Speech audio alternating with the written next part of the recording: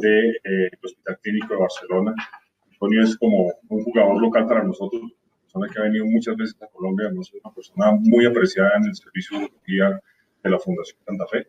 Nosotros le hemos dado un impulso muy grande a las conferencias vía web porque creemos que esta herramienta es supremamente útil de comunicación que evita en un país caótico en cuanto a transporte el desplazamiento de la gente, y es la razón por la cual hoy un viernes a las 7 de la mañana ya tenemos conectadas, Antonio, 70 personas en el webinar que vamos a explotar mucho.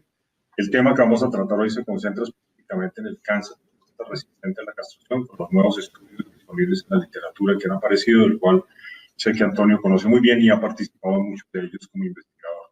Entonces, habiendo dicho eso, Antonio, muchas gracias por estar con nosotros. Vamos a dar paso a la conferencia. La mecánica que vamos a utilizar es una conferencia magistral. Posterior a esto va a haber espacio para unas preguntas del auditorio que vamos a ir leyendo progresivamente y las vamos a ir resolviendo con el profesor invitado, que yo creo que va a ser de gran utilidad para todos. Bueno, pues nada, muchas gracias, Mauricio. Lo que comenta Mauricio pues realmente es así, ¿no? Ahora venía con mi amigo de toda la vida prácticamente, Felipe Gómez, caminando hacia la Fundación Santa Fe y veníamos contando, yo creo que deben ser entre 15 y 20 veces que he estado en Colombia. Realmente mi vínculo con Colombia pues es muy importante. Ayer estuve con Juan y con Felipe cenando, ¿no? En Usaquén prácticamente me siento como local, ¿no? Y lo comentaba que para mí es muy natural estar en Bogotá, que es de mis ciudades favoritas. Y esta vez hago un recorrido así un poco fugaz, pero estoy muy contento de poderme parar en la Santa Fe, donde además arrancamos el programa de robótica hace unos años, ¿no? Y ahora ya estáis en velocidad de crucero, fantástico, me encanta. Y voy camino a Cartagena porque me ha invitado a través de Astela, está haciendo un lanzamiento en una nueva indicación de la enzalutamida. Así que muchas gracias, Astela, por permitirme estar aquí esta mañana. Entonces, mi idea básicamente es poner en contexto de lo que es el cáncer de próstata avanzado y, más en concreto, una vez que el paciente deja de responder a la castración. Eso es la resistencia a la castración. Tú tienes un paciente avanzado, con metástasis, sin metástasis, decides que vas a hacer una castración, habitualmente química, con un análogo en nuestro medio. Yo sé que todavía se hacen algunas orquiectomías, aunque creo cada vez menos, pero es igual, castrado y el paciente progresa. Bueno, pues eso hemos tenido muchos avances. El inicio de mis visitas a Colombia un poco coinciden, yo creo que fueron a partir de 2004 más o menos, y coinciden con algo que fue un hito. Fue la llegada del docetaxel, una quimioterapia, al tratamiento del cáncer de próstata avanzado. Entonces, la forma que teníamos de tratar el cáncer de próstata era lo castramos. Cuando progresaba y tenía dolor, podíamos utilizar docetaxel, que no lo podíamos utilizar en todos los pacientes, y si no, teníamos que ir a medidas paliativas. Y eso es como lo que teníamos. Y a partir de 2010, 2011, empiezan a llegar muchas cosas. Y por ahí vamos a empezar. Vamos a irnos a ese periodo del 2010, 2011, y vamos a ver un poco cómo ha ido evolucionando el panorama del cáncer de próstata resistente a la castración. Vamos a ir cómo evoluciona. Y al final, lo que haré será mirar al futuro. ¿Por qué? Para que me vuelvan a invitar dentro de poco, poder volver a la mar a tomar ahí una buena cena con mis amigos, básicamente. Vamos allá. Entonces, el título tiene, es M0, M1, enfoque actual del paciente poco o nada sintomático. Es un título que viene un poco enlazado, ya lo veréis al final, con el hecho de que hay un fármaco que se adapta a estos dos espacios, la enzalutamida. Eso ocurre ahora, en este momento actual, en 2019, pronto tendremos más. No sé si se adaptarán a los dos espacios o no, el paciente con metástasis, pero bueno, mi foco no va a ser exclusivamente la ensalud-vida, ni mucho menos. Mi idea es plantear el programa más general. Entonces, esta frase lo que nos viene a decir es que no son matemáticas.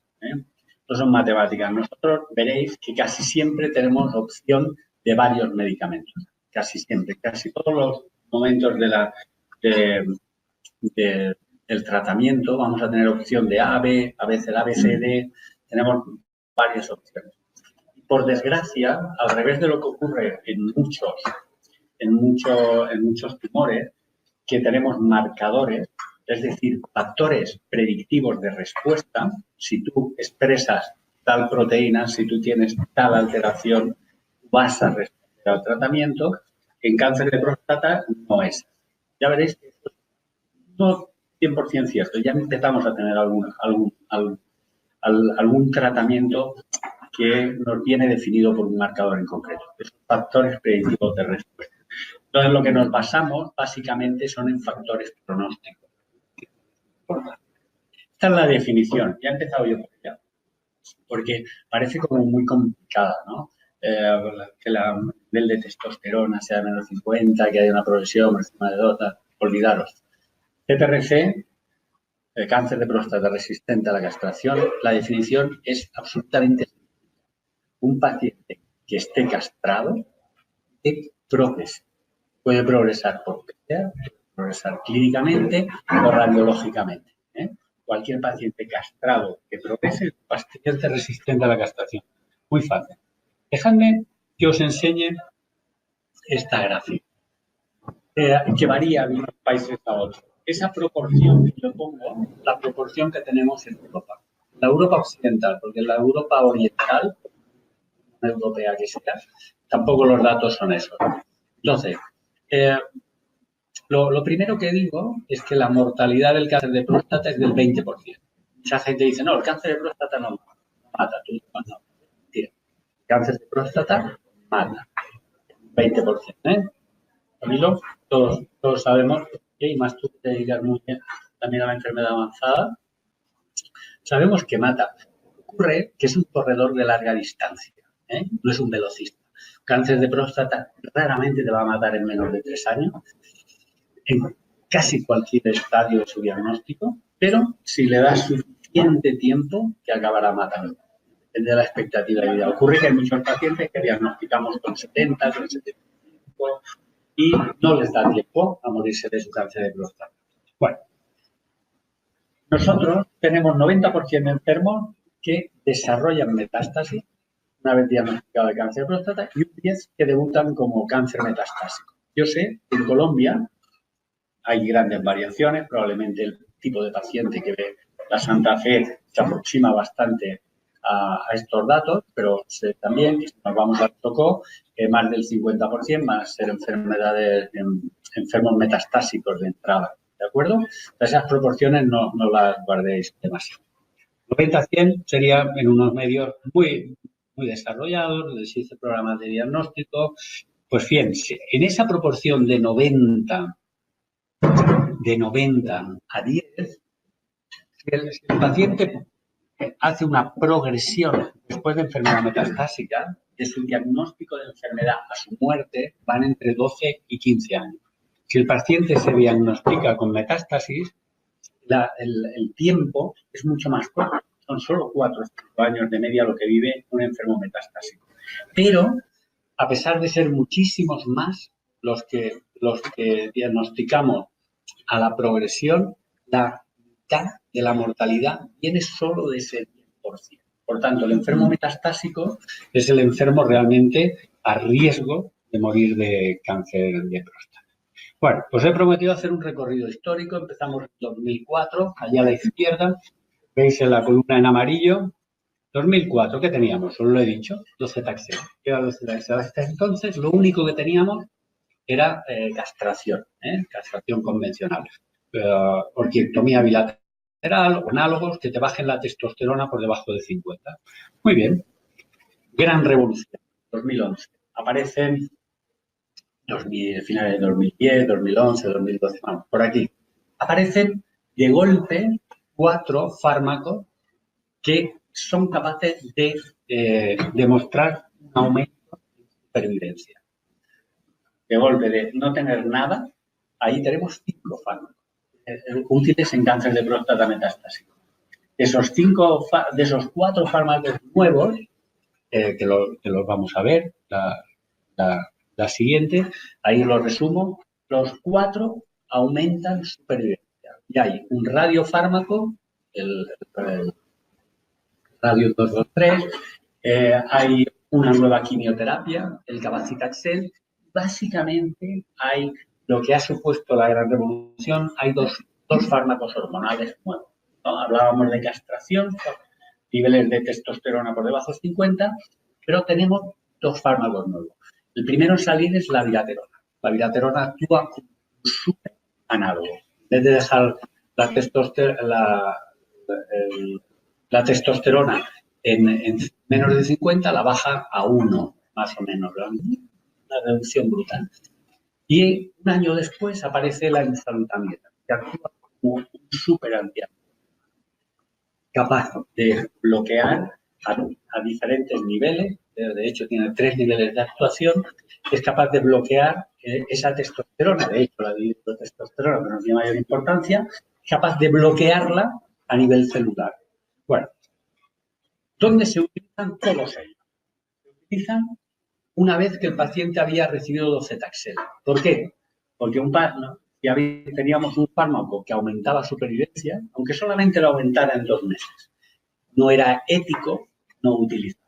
Por tanto, todos los ensayos clínicos se hacían en progresión. Y sorprendentemente, casi todos los fármacos aumentaban entre un 30 y un 40% la supervivencia. De morirse en un año, se morían en 16, 17.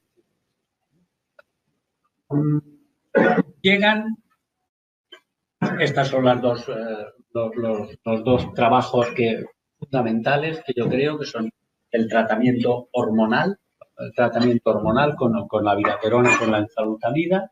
Y lo que ocurre es que si teníamos 2 fármacos que aumentaban supervivencia después del docetaxel y eran menos tóxicos que el docetaxel, lo lógico es intentarlos llevar delante del docetaxel. Tiene lógica. Tengo algo que hace menos daño colateralmente, lo intento llevar delante a ver si es efectivo. Y efectivamente, tanto la viraterona como la enzalutamida se ensayan en el espacio prequímico. ¿Y en quién? Estamos ya en 2014. Se ensayan en enfermos metastásicos sin dolor o con poco dolor. Esto hay que tenerlo en mente, en qué tipo de pacientes. Bueno, y ¿qué ocurre? Que los dos demuestran que son efectivos y que los dos aumentan la supervivencia. La viraterona se desarrolla antes, como un año antes, y la enzalutamida como un año después. Daros cuenta que hay un aumento de la supervivencia. Siempre para medir los aumentos de supervivencia tienes que mirar el espacio, más que las medias. Las medias pueden ser a veces engañosas, que también hay un aumento de supervivencia de 3-4 meses. Pero lo más importante es el espacio entre las 2 gráficas, porque es la cantidad de vida que das. Es lo que viene recogido como el HR hasta el resto. Es absolutamente lo importante. Y de esta forma se nos conforma un espacio absolutamente interesante, ¿no? Esta es una diapositiva de la época, del 2014, que no la he variado porque sigue siendo actual. Teníamos el docetaxel, antes hablábamos mucho de pre-docetaxel, post-docetaxel, eso ya no lo utilizamos más, pero en ese momento sí. Hablamos de enfermo pre-docetaxel, enfermo post-docetaxel. Y teníamos una serie de fármacos que se podían utilizar porque estaban ensayados post, no pre. Pero la gran decisión, la decisión que tiene que tomar el clínico es, y la más importante es, ¿qué fármaco usa el primero? El fármaco que usa el primero es el más importante. La primera línea terapéutica es la importante. ¿Por qué? Porque la segunda línea habitualmente va a durar la mitad que la primera y la tercera línea la mitad que la segunda en tiempo de respuesta. Y de ahí que la gran pregunta es decir, bueno, ¿yo qué utilizo? ¿Tengo que utilizar un fármaco hormonal, la viraterona o la enzalutamida, o la viraterona? ¿O voy a utilizar el docetaxel, una quimioterapia? Entonces, ahí hay que plantearse. La viraterona y enzalutamida están estudiados en enfermos sin síntomas, en forma pre o con pocos síntomas, el docetaxel en todos ellos, con y sin síntomas, más o menos mitad y mitad en su ensayo clínico pivotal. ¿Qué nos dicen las guías clínicas? Entonces, dice, bueno, las guías clínicas están hechas basadas en evidencia. Las guías clínicas son muy contundentes, las americanas de urología, y te dicen, no, es un tratamiento hormonal. ¿Por qué? Porque es menos tóxico. Tienes como mínimo la igualdad de eficacia. Eso es lo que te dicen las guías clínicas. ¿Qué te dicen las guías europeas? Lo mismo. Te ponen, te los ordenan, si Siprolgocel no os hablaré de él, es una inmunoterapia carísima y al final no ha tenido, salvo en algún sitio en Estados Unidos, no ha tenido recorrido. Viraterona y enzalutamida, que las coloca como primeras opciones, y docetaxel, fijaros que lo pone como un signo de interrogante. Signo de interrogante, ¿qué quiere decir? En pacientes seleccionados. Por tanto, las guías clínicas te dicen, usa nuevo tratamiento hormonal en paciente asintomático. Bueno, ¿qué es lo que ocurre en la práctica real? ¿Qué es lo que ocurre en la práctica real? La práctica real ocurre esto. Esto es una reunión, esto se publica después de una reunión que se hace bienal en Suiza, en St. Gallen. Lo que se pregunta a 40 expertos, ¿cómo trataría un paciente sin síntomas? ¿Cuál es su tratamiento preferido en primera línea, que es la clave asintomático y antecedente? Que dicen viraterona o enzalutamida. Viraterona o enzalutamida. Cualquiera de las dos opciones que la utiliza la inmensa mayoría de los expertos, que en St. Gallen 2/3 son médicos oncólogos y 1/3 solo. Bueno, ¿y qué pasa con el paciente que se te ha hecho resistente a la castración, pero que tiene síntomas? Pues mira, las guías americanas de urología te dicen que le des lo que quieras, que le des, que le puedes dar viraterona, le puedes dar enzalutamida o le puedes dar docetaxel, pero con grado de recomendación B. Se ve ahí en pequeñito, el grado de recomendación B. Bueno, ¿qué te dicen las europeas? Las europeas son más estrictas en aplicación de lo que son los ensayos. No, si el paciente tiene síntomas, debes preferir docetaxel como primera opción. Que es algo que yo comparto bastante.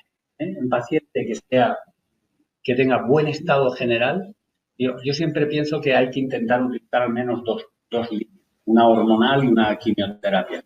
A veces, si dejamos que el paciente estropee su status performance, nunca puede recibir docetaxel. Entonces, si un paciente tiene síntomas, si tiene dolor, básicamente es un paciente de peor pronóstico. Estamos tratando con factores pronósticos. Entonces, a mí me parece muy bien lo que dice la guía europea. ¿Por qué? Porque no queremos llegar a ese status performance 2. Un status performance 2 probablemente es un paciente que no se beneficia de nada. Estamos llegando muy tarde. Aunque, en todo caso, tendríamos el radio y, sin duda, la enzalutamida, la viraterona, que es lo que acabamos utilizando en la inmensa mayoría de pacientes. Muy bien. ¿Y qué te dicen los expertos cuando reciben un paciente resistente a la castración con metástasis sintomática? Pues mira, mitad y mitad.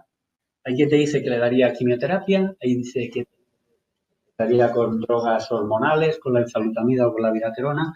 Por tanto, ahí tenemos. Bueno, esto lo que nos demuestra es que necesitamos estos factores preventivos, ¿no? ¿Cómo se trata la mama? Cáncer de mama. se hacen marcadores hormonales, el Ki67, se establece una serie de parámetros. Tienes básicamente 3 tipos de tratamiento. Unos van a biológicos, otros van a quimio, pero eso no lo tenemos de momento en cáncer, aunque vamos por el camino. Dejarme pararme un poquito en la insalutabilidad. Esta gráfica ya os la he presentado y es en la que te dicen que tiene un beneficio en este paciente con pocos síntomas o sin síntomas metastásicos. Un beneficio de un hazard ratio con un beneficio de supervivencia más o menos del 30%. Y hay una serie y siempre tenemos la duda, ¿tengo que tratarlo inmediatamente o no tengo que tratarlo inmediatamente? Y la verdad es que sí, hay que tratarlo inmediatamente. ¿Por qué? Porque en enfermedad más avanzada, este metastásico resistente a la castración puede ser más avanzado o de peor pronóstico o menos avanzado y de mejor pronóstico. La enfermedad visceral, metástasis en el hígado o en los pulmones, básicamente, es una enfermedad de mal pronóstico. Y curiosamente, la viraterona nunca fue ensayada en metástasis viscerales, cosa que sí fue ensayada en la enzalutamida. Lo que nos dicen estas gráficas es que los pacientes con enfermedad visceral responden a la enzalutamida y que es mejor tratarlos de una forma precoz. Y probablemente incluso de una forma más clara, porque hemos tenido luego, como veréis, muchos ensayos dividiendo la enfermedad metastásica en oligometastásica, en este caso menos de 4 metástasis, o polimetastásica o metastásica de alta carga, más de 4 metástasis, nos damos cuenta cómo también se beneficia en la enfermedad oligometastásica. También hay un beneficio de la enzalutamida en esa enfermedad metastásica. Por tanto, tenemos que tratarlo, la mayoría van a decir que con tratamiento hormonal y de una forma precoz. Este es un trabajo que nosotros realizamos y donde un poco intentábamos poner orden y resume un poco lo que os estamos diciendo. Lo fundamental es que el paciente, primero, si puede recibir o no puede recibir quimio. 50% de los pacientes metastásicos resistentes a la castración ya no pueden recibir quimio por su estado de salud. Con mucha frecuencia olvidamos que son enfermos urológicos. Muchos de ellos tienen trastornos en su función renal. Eso también es un factor determinante a la hora de poder aplicar quimioterapia o no poder aplicar quimioterapia. Lo primero es si son o no lo son. Si podemos utilizarla o no. Si no la podemos utilizar, obviamente, pues es uno de los nuevos tratamientos hormonales. Si podemos utilizar quimioterapia, ¿a qué iremos? Si son sintomáticos o no asintomáticos. Si son asintomáticos, de nuevo, sería tratamiento hormonal. Si son sintomáticos, yo personalmente creo que habría que empezar por tratamiento quimioterápico, igual que aquí a la margen derecho total de la diapositiva hay una serie de pacientes que también se podrían beneficiar de la quimioterapia, no, al margen total, un poquito más abajo. Hay una serie de factores pronósticos que te hacen que esa enfermedad, aunque no tenga dolor, sabes que va a tener muy mal pronóstico. Y en esos pacientes yo creo que también el docetaxel sería una magnífica indicación. Bueno, vamos a seguir con nuestro recorrido. Aquí vemos que básicamente en primera línea ya el docetaxel queda muy reducido, como nos decían los expertos en St. Gallen's, probablemente como un 10% de pacientes, y el 90% reciben o la enzalutamida o la viraterona. Y eso además es lo que conocen las industrias farmacéuticas en estudios de mercado. O sea que esta es la realidad de lo que hacemos los clínicos, tanto médicos como oncólogos. Bueno, pero esto se complica o vamos perfeccionando. ¿Por qué? Habíamos dicho que la enfermedad puede venir de hormonosensible, metastásico de entrada, ¿no? Que en Europa era un 10%, probablemente en Colombia en general estamos hablando de un 30%, más o menos. Aquí seguro que menos, en áreas más rurales seguro que más. Pero ese enfermo hormonosensible, metastásico de entrada, que siempre lo habíamos tratado con castración, en 2015 tenemos novedades. Y se utiliza el docetaxel en ese tipo de pacientes. Y aquí tenemos el estudio que yo considero más importante, que es el estudio Charter. Hay 3 estudios. Está Charter, el estudio americano, está Stampede, que es el estudio británico, y está GETUC 15, que es el estudio francés. El mejor es Charter. ¿Por qué es el mejor Charter? El mejor es Charter porque es suficientemente inteligente de estratificar los enfermos metastásicos. Es decir, no es lo mismo un enfermo oligometastásico que tiene una expectativa de 7-8 años que un enfermo con múltiples metástasis o enfermedad visceral que tiene una expectativa de vida de 3. Y son capaces de estratificar. Y eso es lo que hace Charter. En ese paciente los divide dependiendo de su carga. Si tiene 4 metástasis o más, y si al menos una de ellas es extraaxial, por fuera de lo que sería cadera y raquis. Y esos son los resultados. Los resultados son brutales para el empleo de docetaxel. ¿Por qué son brutales? Porque ganarle más de 1 año y medio de vida en una enfermedad metastásica, en un tumor sólido, eso no se ha visto casi nunca. Realmente son de esos resultados que llaman mucho la atención. Por eso llama la atención a veces algunos urólogos poniendo en cuestión el dato. Son datos incontestables. En ese paciente, igual que en el enfermo de baja carga, docetaxel no debe utilizarse. Igual de incontestable. Bueno, docetaxel se coloca ahí, pero las noticias no paran ahí, sino que 2 años más tarde aparecen 2 nuevos trabajos, Latitude y una rama de Stampede, utilizando la abiraterona junto con la castración en ese paciente. Y esto es lo que tenemos. Tenemos exactamente la misma hazard ratio para un paciente que básicamente, que no es exactamente igual en definición, pero que es una población equiparable. ¿Por qué? Porque la rama placebo, que no es placebo, que es con ABT, con deprivación con castración, viven más o menos lo mismo, 34 meses uno, 32 el otro. Por tanto, es una población bastante equiparable.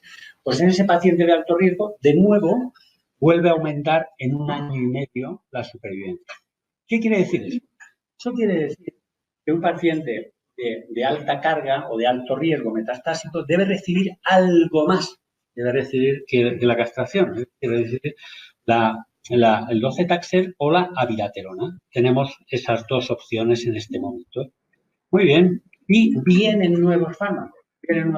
Viene enzalutamida, viene ODM, viene apalutamida, que se van a ensayar en ese escenario. De hecho, ahora en ASCO-U, que es en unas semanas en San Francisco, presentamos los datos de Arche con la enzalutamida, que no puedo decir cuáles son los resultados, porque están embargados los resultados, pero bueno, probablemente haya más fármacos en ese escenario. Muy bien, esos son los enfermos que debutan de entrada como metastásicos. Pero, ¿qué hay de los enfermos que progresan de enfermedad? Que en nuestro caso son la mayoría. Y cuanto más desarrollada una medicina, cuanto más acceso de la población general a una medicina de nivel, más tendríamos que tener de esto. Bueno, eso sabemos que los enfermos que nos progresan al tratamiento local, incluso aunque no tengan metástasis, hay algún momento que eleva el PSA, y en algún momento decimos, vale, hasta aquí hemos llegado. Sea por estrés del paciente, o sea por algún dato que apoya que los existe, que por encima de 20-50 el riesgo de metástasis de PSA, el riesgo de metástasis es elevado, en algún momento bloqueamos a ese paciente y hacemos una castración de ese paciente. Cuando progresa, será resistente a la castración, ¿sí? A pesar de que no tenga metástasis, es resistente a la castración. Pues bien, ahí hay novedades. Y el año pasado, 17 creo, o el año pasado, no lo sé. Aparecen dos grandes ensayos clínicos. Dos grandes ensayos clínicos en ese escenario. De hecho, hay un tercero con una nueva droga, con darolutamida, que es el estudio Spartan, pero yo les voy a presentar Prosper con enzalutamida y Spartan con apalutamida. ¿Qué es la apalutamida? La apalutamida es uno de esos super antiandrógenos, aunque no les gusta mucho que le llamamos super antiandrógenos, les gusta más que le llamamos inhibidores del receptor androgénico, es igual, me da igual. Actúan sobre el receptor androgénico, bloqueándolo de una forma muy eficiente. La enzalutamida es uno de esta familia y la apalutamida es un fármaco con el mismo familia. ¿En quién hay que utilizar? ¿Quién hay que utilizar? Bueno, en cualquier paciente que me progrese sin metástasis, pues probablemente no, porque hay pacientes que, aunque te progresen PSA, van a tardar 2 o 3 años o 4 en hacerte metástasis, simplemente por el bloqueo. Pero sabemos que hay unos pacientes de alto riesgo.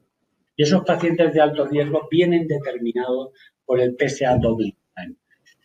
Cuanto más rápido dobla el paciente su PSA en la progresión, peor pronóstico, más riesgo de metástasis. Y es por eso que tanto Prosper como Spartan eligen hacer el estudio solo en pacientes que doblaban su PSA en menos de 10 meses.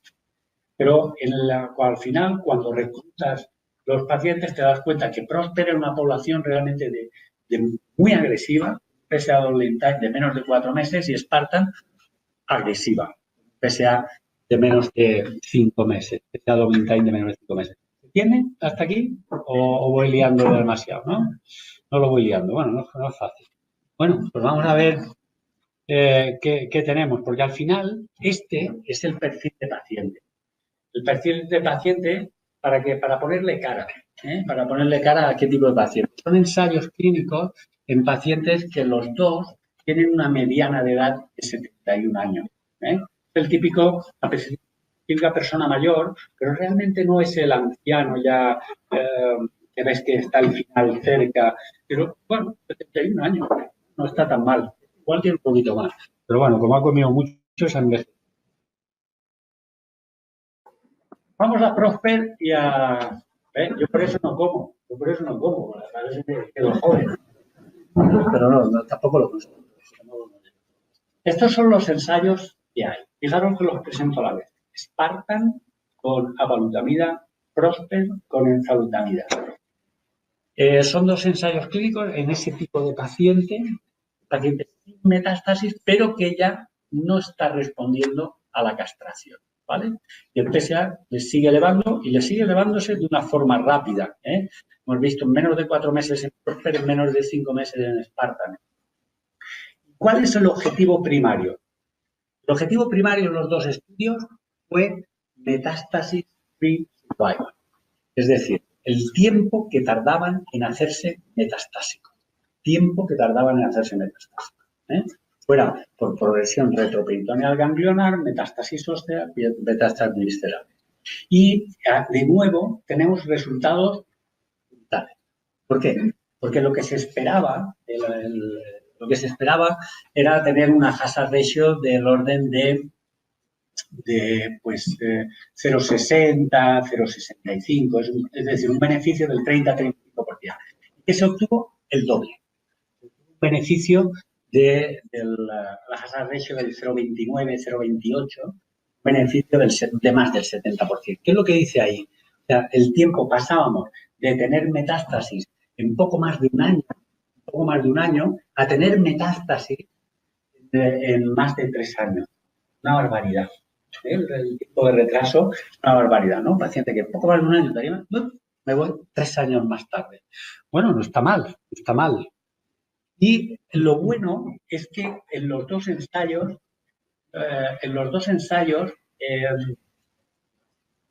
servía prácticamente todo tipo de pacientes, es decir, más viejos, más jóvenes. Luego se vio si realmente había diferencias entre dos velocidades de doblaje de menos de 6 meses y entre 6 meses y 2 meses, pues los dos servían.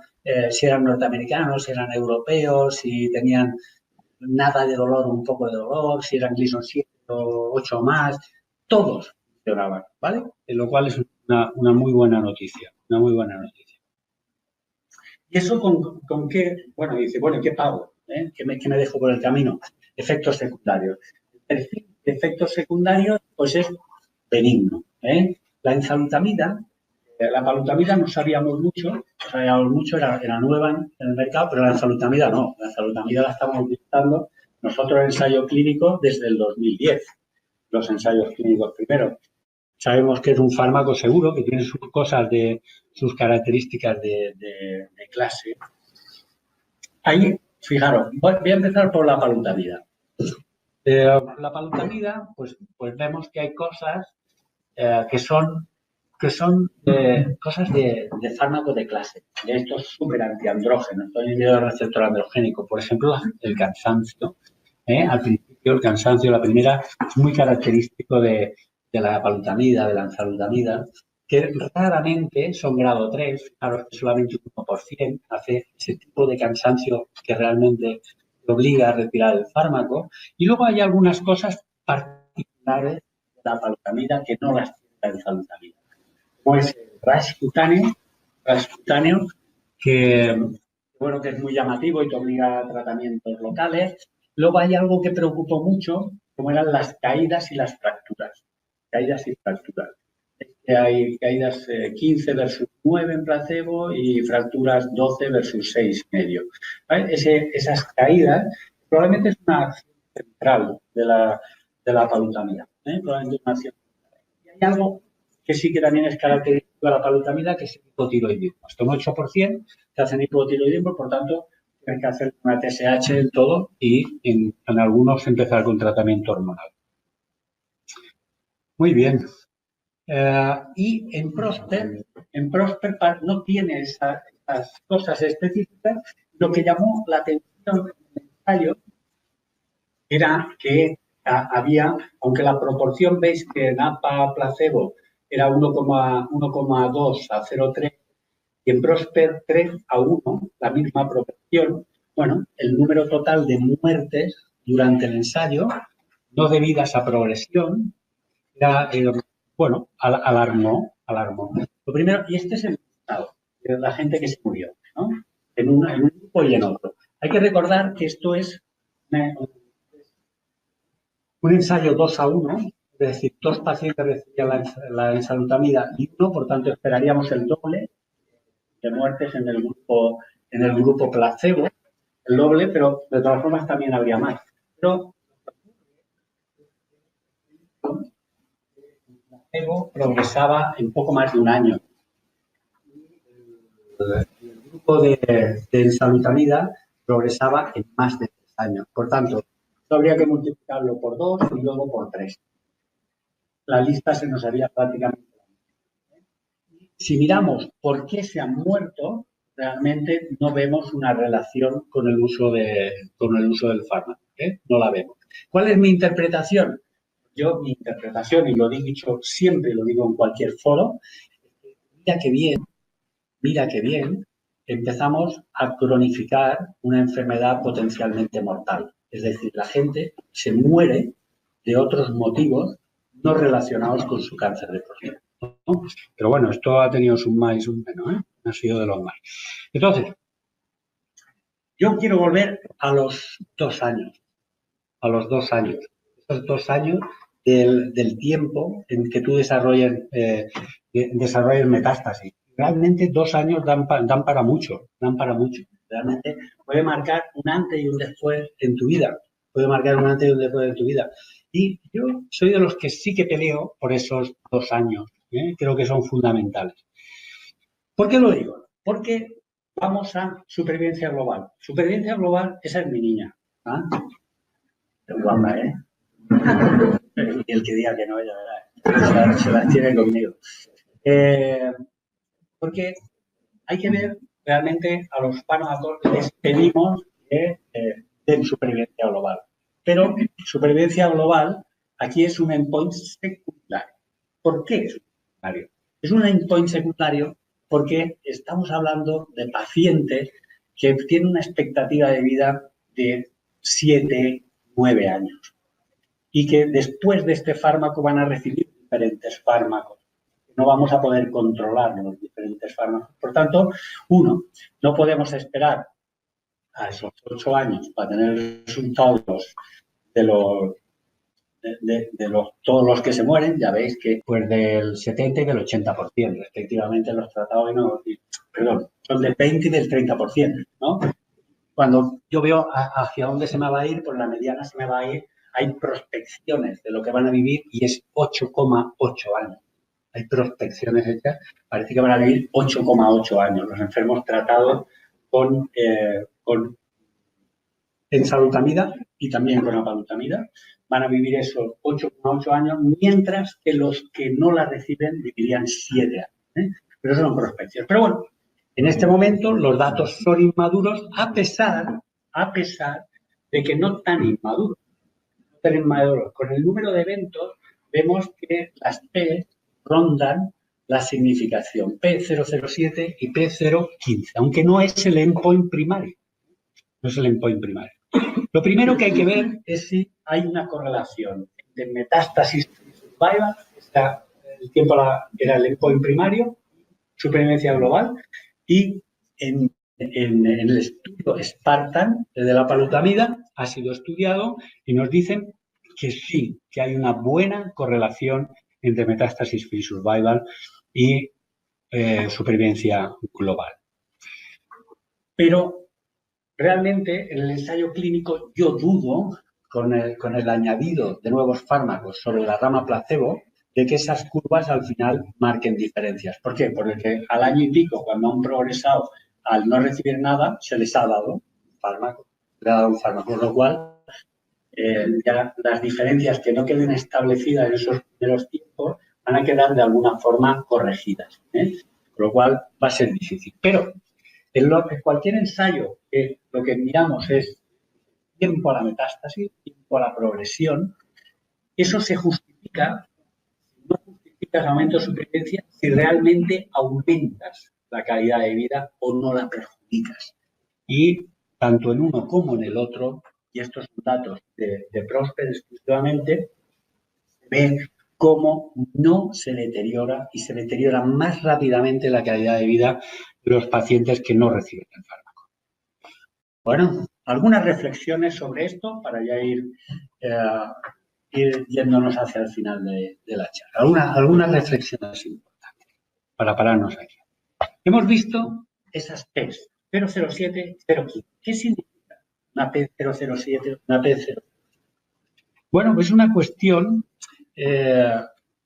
simplemente hay unas diferencias en supervivencia global, que eran del 20 y del 30%, los dos estudios, y significa que el riesgo de que eso no sea verdad, que sea un artificio debido al azar, es del 7% o del 15% en uno y otro estudio. Eso es lo que significa. Puedo estar equivocado en un 7 o en un 15. O dicho de otra forma, que estoy en lo cierto en un 85 o en un 93% de los casos. Hay gente que dice, sí, pero esto no es verdad para un objetivo secundario. Es absolutamente verdad para un objetivo secundario. Pero el cálculo muestral, el número de pacientes que se incluyen en los estudios, no está pensado para el objetivo secundario, está pensado para el objetivo primario. El objetivo primario ha sido... ¿Y cuánto es? ¿Cuánto es? ¿Es lo mismo la P que la magnitud del beneficio? Pues no. No es lo mismo.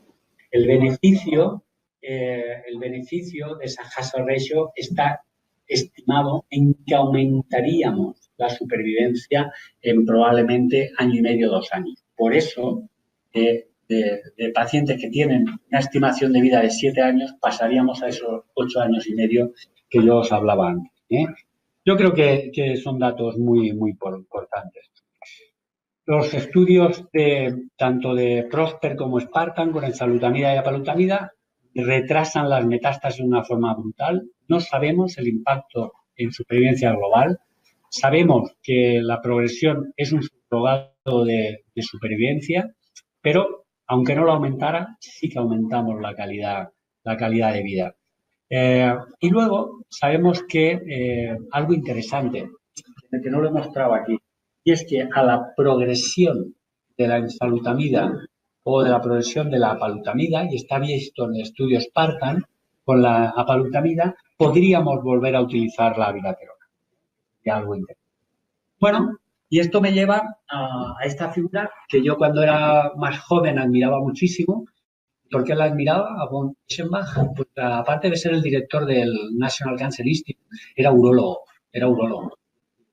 Ya sabía hacer alguna cosita más aparte de operar. Yo creo que es algo que los urólogos tenemos que cultivar, nuestra parte académica. Y él decía una frase absolutamente importante, que era que el siglo XX ha sido el siglo de destruir las células. El siglo XXI será el siglo de controlar el crecimiento de las células. Pero muchas veces no se trata de curar con mayúsculas, de controlar ese crecimiento y que el paciente se muera de lo que le toque por su historia natural. Eso es algo que estamos empezando a ver con el N0, ese paciente de 71 años que va así.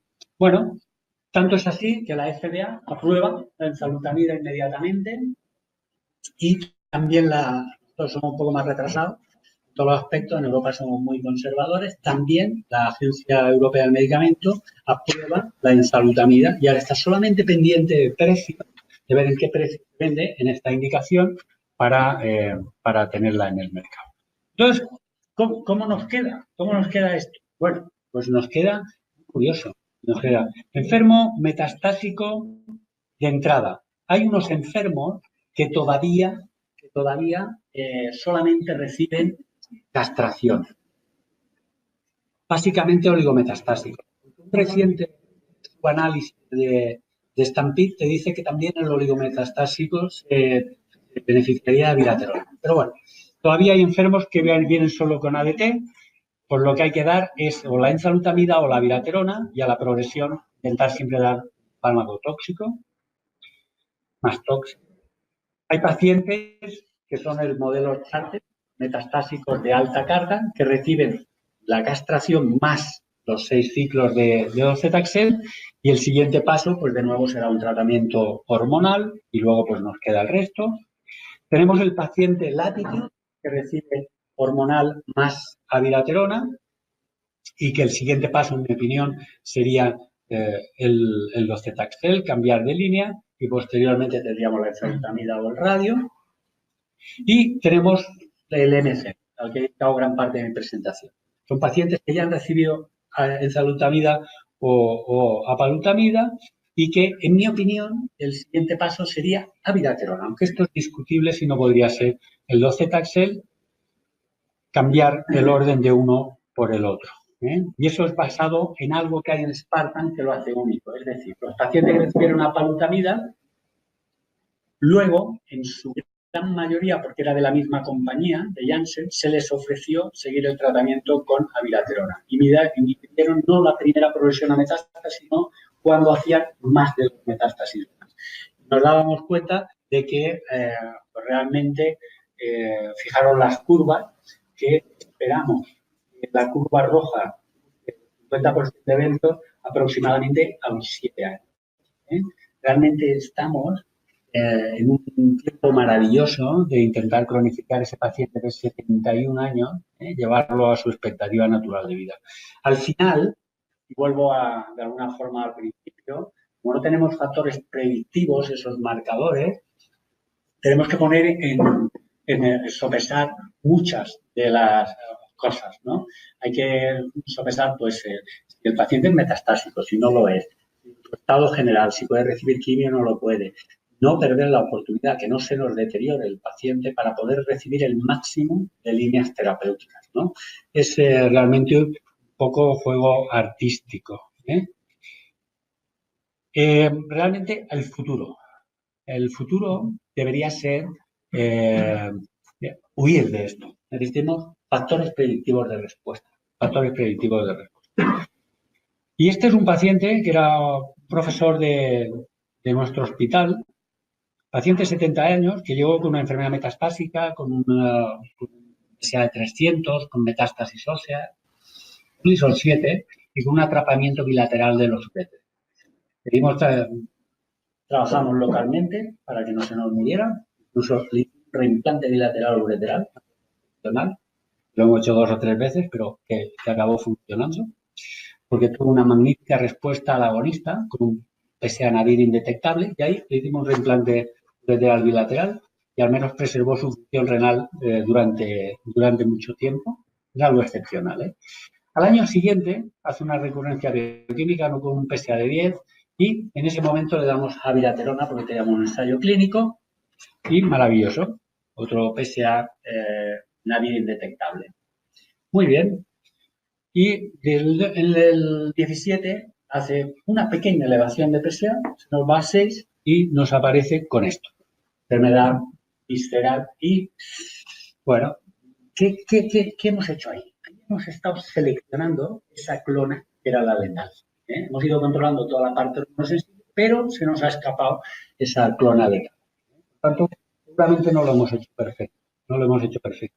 ¿Por qué? Porque la célula se va adaptando a cada tratamiento que le hacemos. Yo le bloqueo hormonalmente, desarrolla vías de progresión que no tienen nada que ver con el tratamiento hormonal. Le vuelvo a apretar hormonalmente con enzalutamida, con abiraterona y el paciente selecciona esa clonal, que se llama plasticidad celular. ¿Dónde está el secreto? Bueno, el secreto está en genética, ¿no? Y realmente las alteraciones genéticas hoy en día ya no necesitamos hacer biopsia. Hace 4 o 5 años todos estábamos locos con las células circulantes tumorales. Ahora mismo simplemente podemos mirar ácidos nucleicos circulantes, ¿no? Eso es lo que hicimos nuestro profe y nos dimos cuenta de que, bueno, pues ya teniendo curiosamente, bueno, no curiosamente no, tenía receptor androgénico muy amplificado, probablemente ya no respondedor, porque la habíamos presionado mucho, pero tenía alteraciones de 53 y amplificaciones de MYC, que es típico de una diferenciación a célula pequeña de este tumor. Y en ese momento teníamos un ensayo clínico donde había cabazitaxel versus cabazitaxel con prednisona, lo metimos en el ensayo clínico, no respondió y se murió. En 6 meses estaba muerto, ¿no? Llegamos tarde y no sabíamos lo que pasaba. ¿Cuánto de lejos estamos de saber lo que pasa? Pues no tanto, no tanto. En el 15 fue publicado el Atlas del cáncer de próstata en sus diferentes estadios, de localizado hasta resistencia a la castración. Pues bien, en resistencia a la castración hay 4 familias de alteraciones, receptor androgénico, P53, PTEN y el gen de fusión, TEMPEST2ERG, que son las que están presentes hasta en más del 50% de los casos. Bueno, pues, ¿por qué no sabemos lo que pasa? Vamos a ver, receptor androgénico. Receptor androgénico, sabemos que hay un 15-20% de pacientes que no responden a la enzalutamida ni a la abiraterona de entrada. Son resistencias primarias. Bueno, pues ahí tenemos ¿qué pasa? El receptor androgénico no es normal. Y hace 4 años, todo el mundo, ya tenemos la solución. ARV7, el receptor androgénico, la variante V7, que es una variante que no tiene donde se une la testosterona. No tiene la zona donde se une la testosterona, le parta esa parte del ligando. De manera que el receptor androgénico es constitucionalmente activo. Eso hace que haga su trabajo, que ya tú ya le puedes intentar bloquear, que no va a funcionar. Pero eso no se ha podido reproducir. ¿Por qué? Porque eso solamente es un 20-25% de las alteraciones del receptor androgénico. El receptor androgénico puede tener muchas más alteraciones. Necesitamos estudiarlo mucho más en profundidad. Luego sabemos que hay un 20% de pacientes resistentes a la castración que tienen alteraciones en genes reparadores del ADN. Y este es el primer artículo que realmente es medicina. ¿Qué es lo que dice este artículo? Dice algo muy interesante. Joaquín Mateo es un oncólogo médico muy joven, catalán, que trabaja en la universidad contraria a la mía, no contraria, debería decir. Un tío súper listo. Hace estos estudios en Londres, en el Guy's Hospital.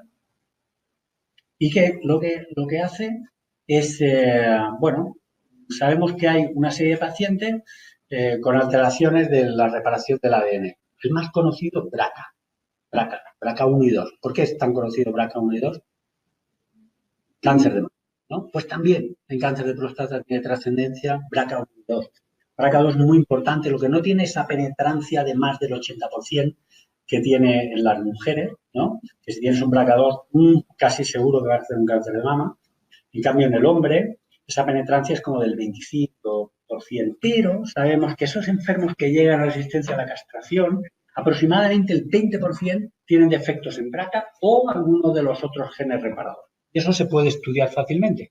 Pues bien, lo que se vio en este estudio, que solo es un fase 2, es que utilizando fármacos que se utilizaban en mujeres con cáncer de ovario, con alteraciones de BRCA 2, el olaparib, pues que conseguían mucha mejor respuesta que con este caso, por ejemplo, que con la abiraterona. Sería el primer ejemplo de medicina de precisión. Yo tengo un marcador, tengo una alteración en BRCA 2, yo no te voy a dar abiraterona, te voy a dar olaparib. Y eso funciona. Por tanto, tenemos que ser listos. Listos. ¿En qué tenemos que basar todo? El futuro tiene por un conocimiento perfecto, pero que no hay que quisiera biopsiar estas metástasis. Tenemos que ver qué hay circulando en nuestra sangre. Tenemos que ser capaces de recoger todos los datos que tenemos en nuestros ordenadores. Cientos de miles de pacientes tratados o millones a nivel mundial, con diferentes fármacos. ¿Por qué? Estamos basándonos en ensayos clínicos, planteamos 7 o 8 años antes y tenemos 7 o 8 años después, ya el escenario ha cambiado. Por tanto, ¿por qué no utilizamos la evidencia real de los pacientes que estamos tratando? ¿Por qué? ¿Qué necesitamos para eso? Acceso a los ordenadores, al final es recoger toda la experiencia, para eso necesitamos técnicas de Big Data. Y para todo eso necesitamos inteligencia artificial. Gran capacidad de computación. Gran capacidad de computación, ¿para qué? Yo tengo esa alteración y a través de análisis de inteligencia artificial puedo saber que tengo alterada esta y la otra vía. ¿De acuerdo? Actualmente hay probados, o habéis visto, 7 o 8 fármacos en cáncer de próstata, ¿sí? De un total de 150 fármacos diana dirigidos. Y eso es en 2019, pero es que en 2025 habrá 700.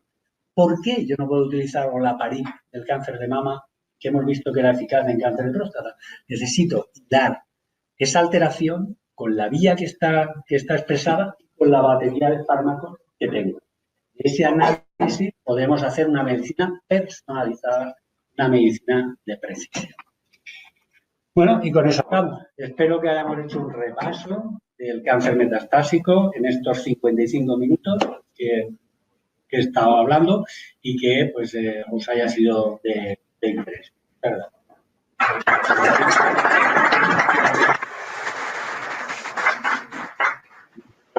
Vamos a abrir para que mover esa parte de las preguntas. Creo que hacía mucho tiempo no ponía tanto cuidado a una compañía, pero también me queda absolutamente claro que la voy a tener que repasar varias veces. Yo creo que sí fue una revisión muy completa, un tema supremamente completo y cada vez, digamos, más aristas y más de discusión, como es el cáncer de próstata. Gracias. Gracias a vosotros y a todos los que han estado al otro lado de la pantalla.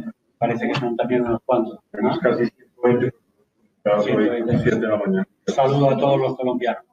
Panameños de Chile. Y panameños de Chile, qué bien. Japón.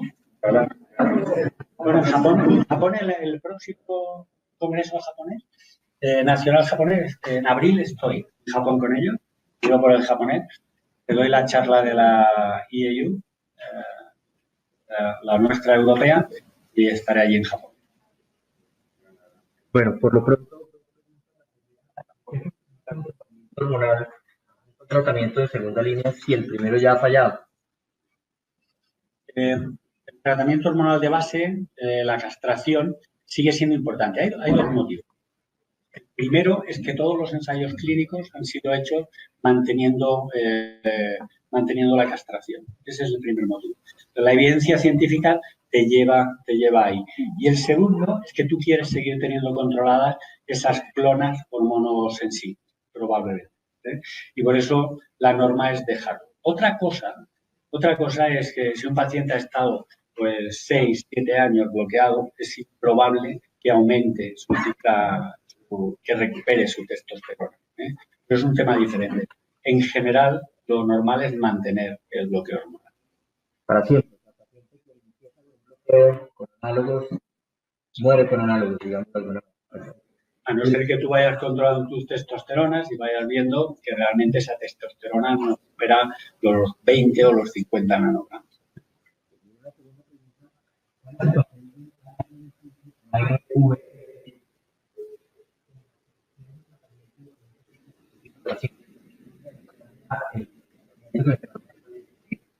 ARV7, yo he hecho he entrado pero muy de refilón en él. ARV7 tiene importancia, pero tiene una serie de problemas que le ha hecho que no se haya podido reproducir en muchos centros. Para nosotros sí que tiene, sin duda tiene un factor pronóstico. Pero ARV7 el problema es, uno, ¿cuántas células lo presentan? Porque no todas las células tumorales van a tener un defecto en ARV7, eso es lo primero. Y lo segundo es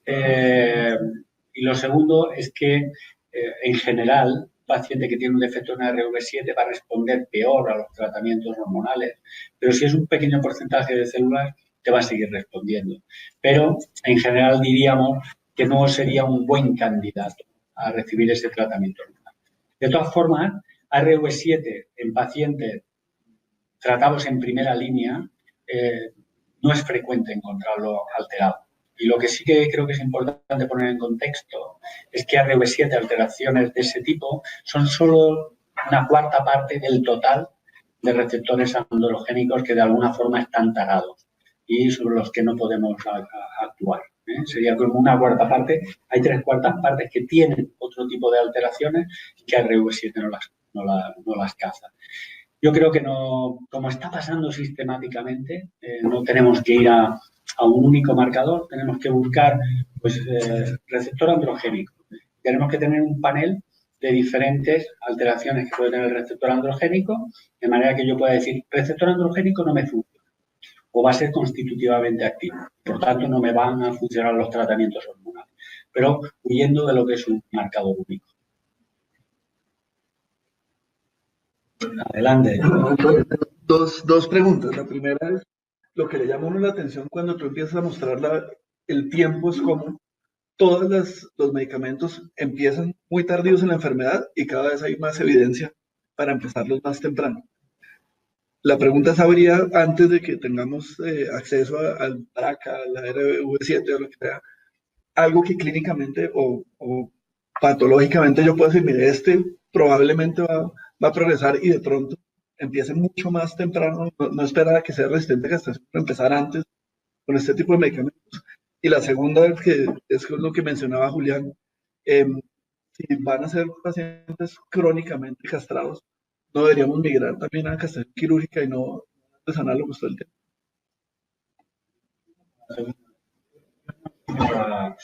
No soy nada entusiasta de la castración quirúrgica. Creo que existiendo tratamientos médicos se puede hacer médico.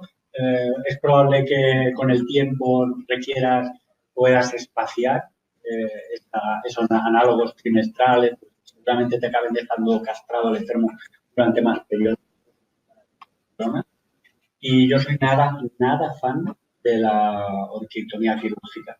Tanto es así que en pacientes con cáncer de testículo también me enfado cuando me ponen una prótesis. Yo creo que es importante mantener la integridad al máximo que podamos. Pero esa es mi visión psicológica, igual que pienso que una mujer con un cáncer de mama, yo creo que es obligada una retención de su mama. Esa es mi visión. Pero en eso es una visión muy particular. Que no, y lo que primero que me has preguntado era lo de moverse hacia mira, fíjate, es interesante porque vemos cómo hay un corrimiento hacia espacios más tempranos y cosas que hemos empezado por esos resistentes a la castración que progresaban a los Taxel en el año 2011, como eso ha ido viniendo hacia adelante. El docetaxel también se ha empleado en hormonas sensibles de etapa metastásica, pero virgen de tratamiento, y ha sido exitoso en alta carga y alto riesgo, pero no en baja carga. Parece que ahí se acaba su recorrido. Y en el M0, los estudios en M0, tenemos que esperar resultados de Stampede en M0. En M0 tampoco. La quimioterapia se está estrellando cuando va a etapas más tempranas. ¿Sí? ¿Qué está ocurriendo con los fármacos hormonales? Pues la viraterona exitosa POD, exitosa PRE, exitosa en hormonosensible, en alta carga, y ahora nos aparece un análisis que hay que decir que es retrospectivo porque no estaba estratificado el paciente para eso, pero en baja carga también a viraterona aumentaría la síntesis. ¿Cierto? Interesante. Va funcionando. Enzalutamida, alta post-quimio, pre-quimio, esperamos resultados de ARCHES ahora, en una semana, veremos. Y luego tenemos algo que no teníamos con la viraterona, el M0, que es una enfermedad, ya veis que tiene una expectativa de vida de 7 o 8 años por delante, y también en un enfermo que todavía tiene 7 o 8 años de vida por delante, vuelve a ser eficaz. Por tanto, enzalutamida tiene recorrido para irse por delante. La viraterona todavía tiene recorrido para irse para adelante. De hecho, hay ensayos clínicos localizados de alto riesgo, tanto con enzalutamida como con la viraterona. Por tanto, los tratamientos hormonales todavía no sabemos dónde se paran. Los Cetaxel sí sabemos dónde está parado. En cambio, la enzalutamida, la viraterona, la enzalutamida, la darolutamida, todo el tratamiento hormonal tiene. ¿Qué es lo que pienso yo? Yo pienso que cada vez vamos a utilizarlo de forma más temprana, los fármacos,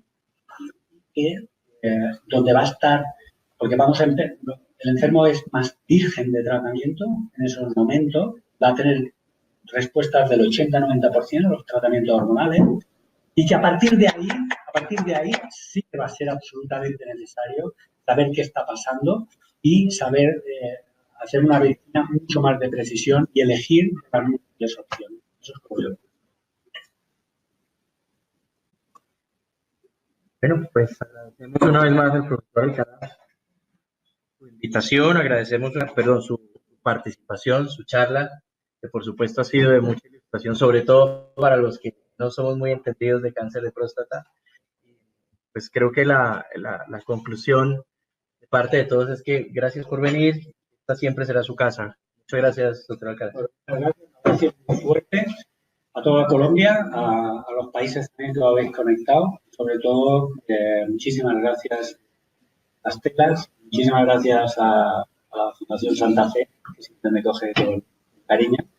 Y estoy preparándome aquí, no sé si en cáncer de próstata o en trasplante, si no pasamos a los cirujanos, va a la urología. Dale, ¿no? Gracias a todos. Chao.